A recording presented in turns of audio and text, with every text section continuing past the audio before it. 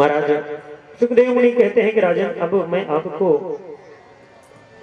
जो चीर हरण के समय भगवान ने कहा था कि मैं आप सबकी मनोवृत्ति को पूर्ण करूंगा, आज वह रात्रि आ गई है। भगवान पिता रात्रि स्वर तो तुलित मल्लिका,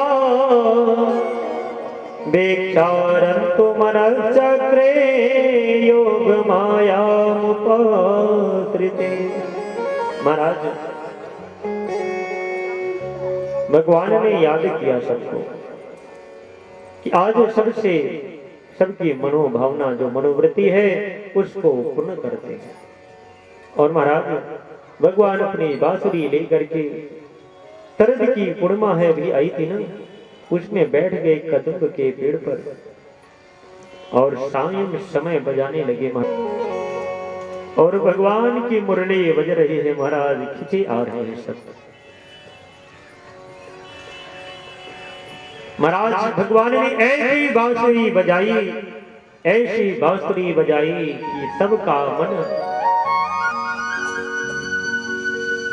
विहल हो गया। गैया जो चारा खा रही हैं, चारा छोड़कर भगवान की बांसुरी पर मोहित हो गई। गैया का दूध दूहने वाली नारी वहीं पर पलटी छोड़कर के भगी चली जा रही है। बांसुरी के पीछे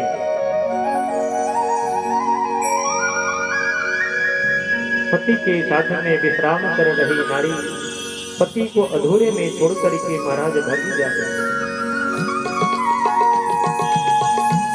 भोजन बनाने वाली नारी भोजन बना रही है, आधे भगवान को बना करके महाराज छोड़ करके भगवान के पास में भागी।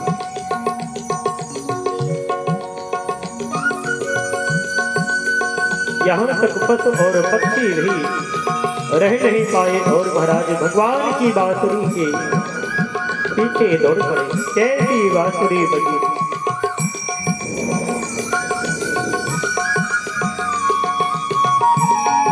भगवान ने योग माया को आदेश दिया, जो भी मेरी गोपियों और मेरे बीच में आता है उसको सुला दो। पत्नी पति के साथ में सोई है, पत्नी भागते चली आ रही है, पति कहाँ जा रहे हैं? योग माया ने सुला दिया। तो ताश डांट रही, अरे आधा अधूरे कपड़े छोड़ करके भाग रही है। महाराज ऊपर का कपड़ा कोई देवी पहनी है, नीचे का नहीं, भागी जा रही है। पता नहीं है आधा अधूरा वस्त्र, आधा पकवान, केवल एक धुन लगी है कि मुरली कहां बज रही है।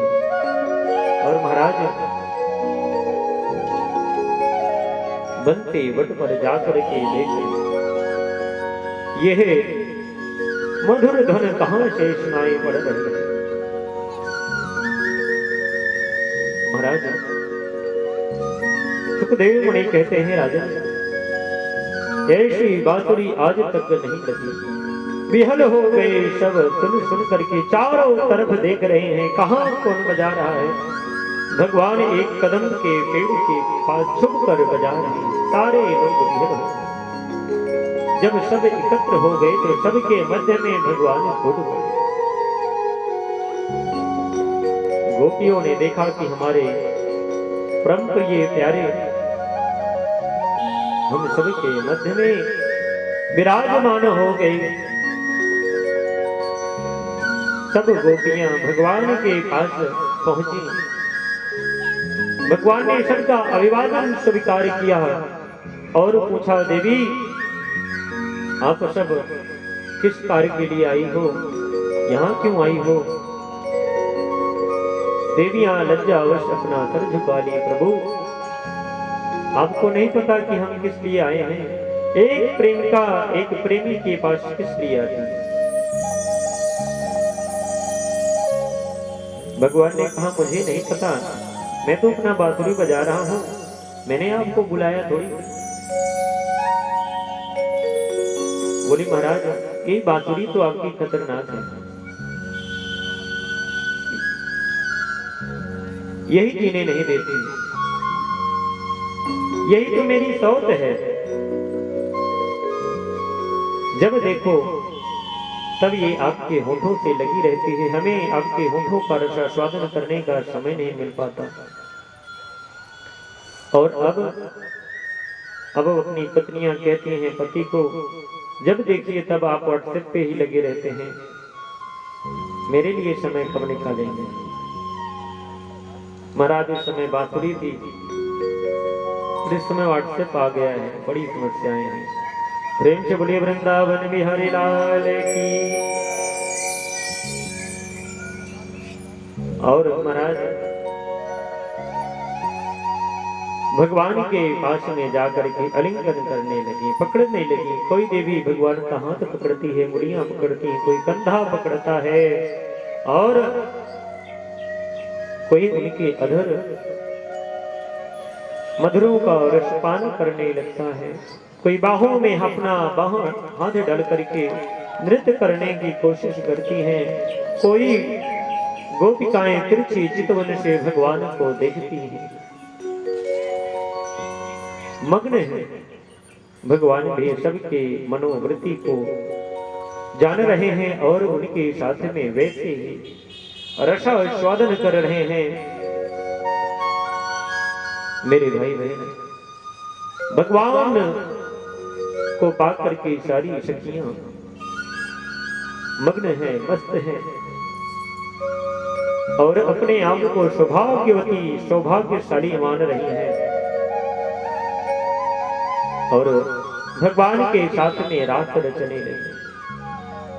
भगवान ने देखा कि अब अपने वश में नहीं है गोपियां, तो भगवान ने साचा जैसे ही गोपियों के बीच से अदृश्य हो गए।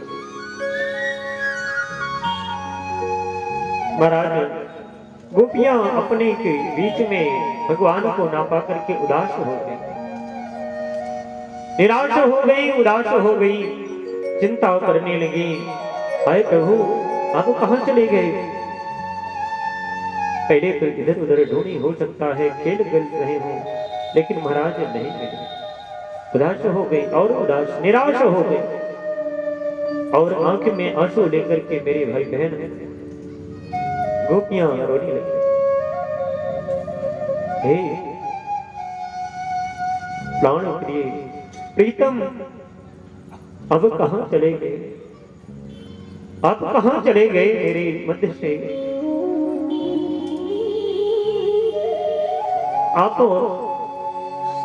हम सबको छोड़कर कहां चले गए? आपको पता है आपकी गोपियां आपके बिना नहीं रह सकती, फिर आप हम सबको छोड़कर कहां चली गई?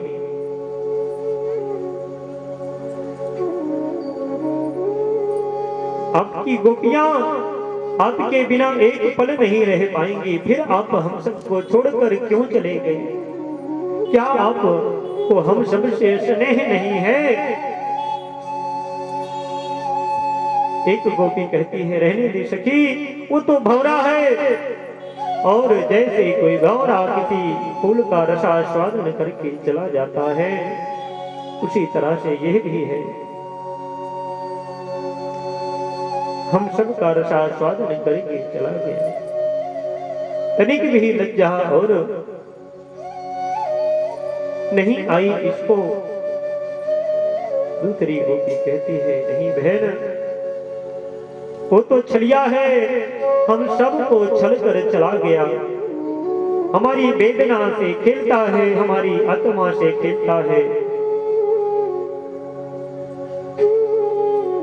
क्या जाने प्रेम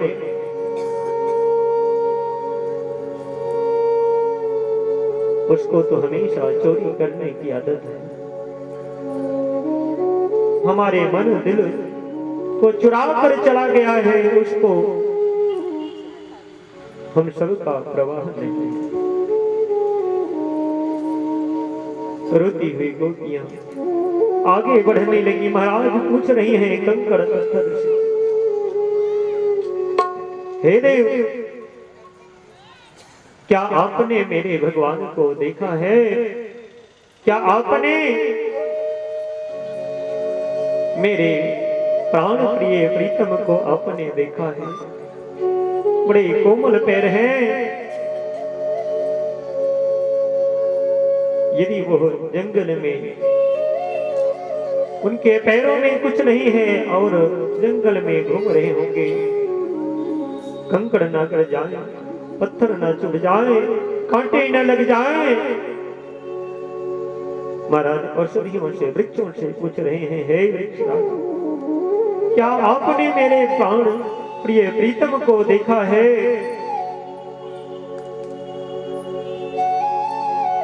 एक सखी कह रही है, देवी आगे दावानल है, आग का जंगल है, अग्नि प्रकट रहती है, कहीं मेरे प्राण प्रिय प्रीतम को छाले न पड़ जाए पाँव में। महाराज बार बार रो रही है। यमुना जी के तट पर पहुंची है। यमुना महारानी, क्या आपने मेरे प्राण प्रिय प्रीतम को देखा है? वह मेरा आत्मा है, वह परमात्मा है। आप तो जानती हैं, आप भी उनकी प्रिय हैं। क्या आपने कहीं देखा है किसी से कोई संदेश नहीं मिल रहा है? उदास बैठी हैं, रो रही हैं, पश्चाताप कर रही हैं। एक सहेली बोली, सखी मुझे लगता है कि मेरे यह कठोर हाथ उनके हाथ में पड़ गए, शायद इसलिए नाराज हो गए। दूसरी कहती है, नहीं, मैंने आंखों से उनको इशारा किया था, शायद उनको बुरा लग गया हो। तीसरी कहती है, नहीं नहीं, मुझे लगता है मेरा कठोर हृदय उनको चुभ गया होगा। चौथी कहती है कि नहीं सखी, मेरा रूप ही इतना मधुर नहीं है, सुंदर नहीं है, इसलिए उनको अच्छा नहीं लगा होगा। रोती हुई भगवान को खोज रही है, कहाँ गए मेरे प्राण से प्रिय प्रीतम?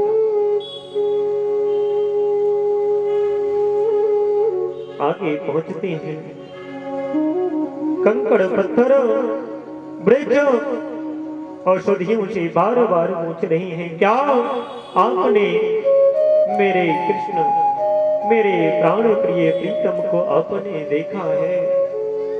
महाराज किसी से कोई सूचना नहीं मिल रही है। और महाराज आगे बढ़ती हैं तो देखती हैं भगवान कृष्ण के पांव के चिन्ह, और उस पांव के चिन्ह के साथ में एक कोपी का चिन्ह, और विरह में रोने लगी। सखी मुझे लगता है वो छलिया के साथ में कोई और देवी गई है, इसलिए हम सबको छोड़कर चले गए। लेकिन आश लगी है, तब तक भगवान को कैसे छोड़ सकते? आगे बढ़ते उस पग चिन्हों को देखते आगे बढ़ते गई। महाराज आगे बढ़कर देखती हैं कि जो गोपी है वो भी अचेत में पड़ी है। एक सखी थोड़ा सा जल छिड़की, होश में आई, रोने लगी। वो भी बोली, सखी क्या हुआ? क्या तुझे भी वो छल कर चला गया? रोने लगी, हाँ मैंने भी अपराध किया था, शायद उस अपराध का दंड मुझे मिला है। भगवान की खोज में गोपियां अति विहल होकर के रो रो कर बुरा हाल हो रहा है। महाराज पुनः बार बार जो वहां पर वृक्ष हैं पागल की तरह पूछ रही हैं, वृक्षराज क्या आपने मेरे प्राण प्रिय प्रीतम को देखा है? और महाराज पुनः जमुना जी के तट पर आ गए। यहीं पर आएगा वह मेरा प्राण प्रिय प्रीतम। यमुना का तट उसे बड़ा अच्छा लगता है। और रो रो करके महाराज भगवान को पुकार रही हैं। आइए भगवान को हम पुकारते हैं कि हे प्रभु, कभी भी विपदा आए तो मेरे साथ में रहिए।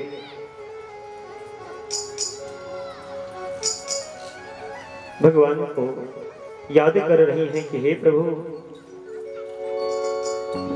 आप कहां चले गए, हम सबको छोड़कर कहां चले गए। आपको पता है यदि आप नहीं मिले तो हम सब गोपियां इसी यमुना महारानी में अपने प्राणों की आहुति दे देंगे। और आपस में सब बात कर रहे हैं। जयति तेधिकं जन्मना व्रजा त्रयेत इंदिरा शासदात्रहि। जयति तेधिकं जन्मना व्रजा त्रयेत इंदिरा शासदात्रहि। दयति दृश्यता दीक्षुतावता तये दृशवा सात्वविंशते। जयति तेधिकं जन्मना व्रजा त्रयेत इंदिरा शासदात्रहि। हे प्राणप्रिय प्रीतम, आप कहां चले गए? क्या मेरी चिंता आपको नहीं है? आप अपनी गोपियों को ऐसे ही भुला देंगे? आपको पता है जो आज ब्रज की महिमा है वो आपके आने से है। गोपियों को कौन जानता था, लेकिन आपके आने से गोपियों की भी महिमा बढ़ गई है।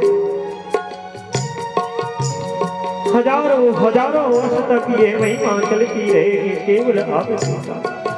यदि आप नहीं रहे तो हम ये सब लेकर के क्या करेंगे? रो रो करके बार बार प्रभु की प्रार्थना कर। तरद दास दे साधु जात सा तरदि जो सरा त्रेमोषा त्रिषा सूरत नाथिते शुल्कदासिका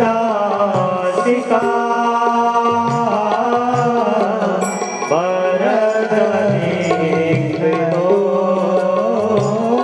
नेह की बधा। महाराज, यह जो शरद की रात्रि है ना, यह काली रात्रि बन जाएगी यदि आप नहीं आए। आपके विरह में हम सब गोपियां यमुना महारानी में अपने प्राणों को दे दी। हे प्राण प्रिय प्रीतम, इतना कठोर मत बनिए। आपकी गोपिकाएं इतनी बड़ी परीक्षा नहीं दे सकती। आप ही तो मेरे परम पति हैं, परम पिता परमेश्वर हैं। आपके बिना यह जीवन अधूरा है। मेरे मालिक जहां हो आ जाइए। तव कथामृतम सप्त जीवना कविधिरीडितम कालमतापः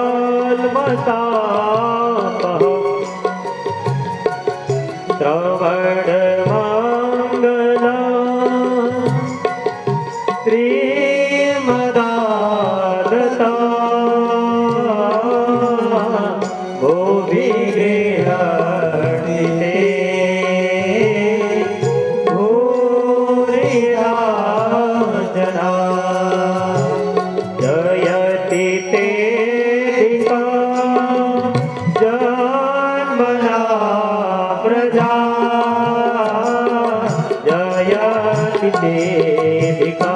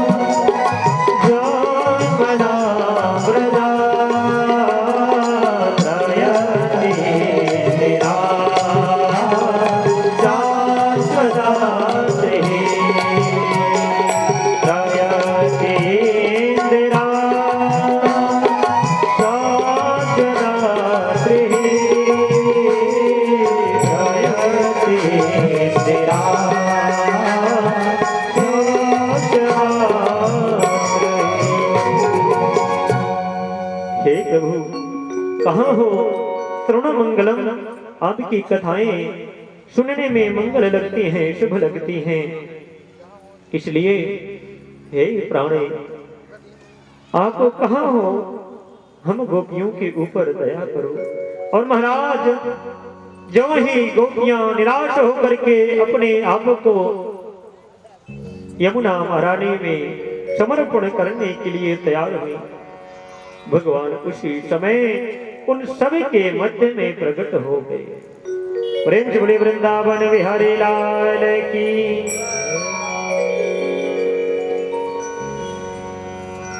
अपने बीच में आकर के गोपियां भगवान को पुनः प्रसन्न हो गए, मानो कोई दुखी ही नहीं रहा। गोपियां कहने लगी कि हे प्यारे आप कहाँ थे, आपको आनंद आता है अपनी गोपियों को तड़पाने में, जलाने में, आप ऐसा क्यों करते हैं? आपको पता है कि आपकी गोपियां आपके बिना नहीं रह सकती, फिर आप ऐसा क्यों करते हैं? भगवान मुस्कुरा करके बोले गोपी मैं तो आपके प्यार की परीक्षा ले रहा था कि आप मेरे बिना कैसे रहती हैं।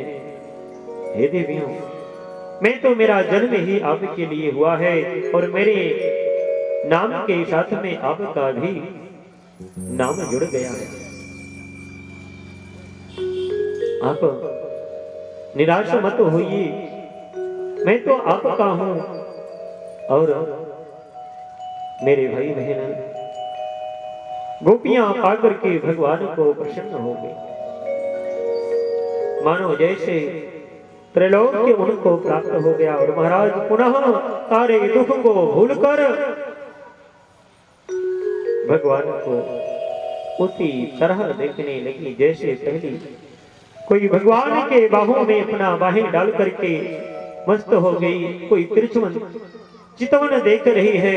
महाराज अनेक प्रकार से भगवान को सुख प्रदान कर रहे हैं और महाराज भगवान को बीच में रखकर चारों तरफ से गोला बनाया और भगवान का मंगल गीत करने लगे।